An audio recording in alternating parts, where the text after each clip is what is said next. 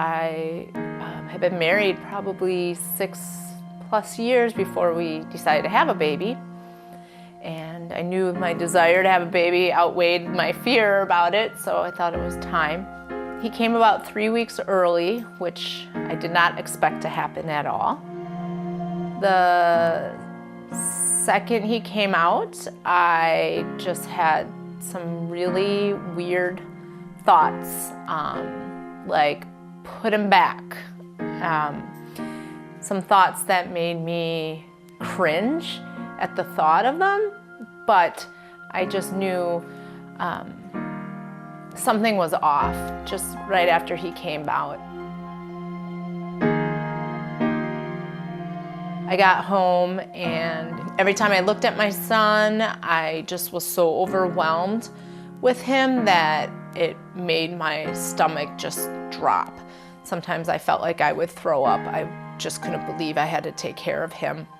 I didn't feel connected to him. I loved him, I knew that, but I just didn't feel very connected to him. Going back through my journal now, it just shocks me at how much I went through and for how long. Dear Lord, we had Archie and he is beautiful and adorable, but I am having horrible anxiety and fear and depression. It's such a sudden transition and I feel overwhelmed and not ready. I am not sure I even want children. I had mean thoughts of contempt toward him and I hated myself for them, but I know they are not my heart. That journal just helped me realize how much fear and how much loneliness I felt during that time, even though I had loving family members, loving friends helping me. But you just feel like nobody else gets it. Nobody knows what I'm going through. Nobody sees the terror inside of me. I felt like I was screaming for help and I wasn't getting a response. I wasn't getting what I needed.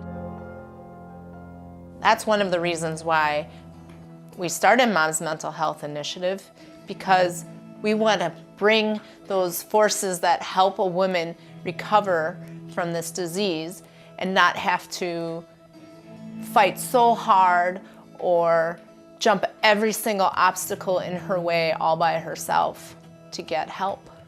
The Mom's Mental Health Initiative is here to help women get all of that back together, to regroup after that earthquake, and then to help provide education to the community and our fellow moms about what is this disease, what can you do to help people get through it, how can we prevent it.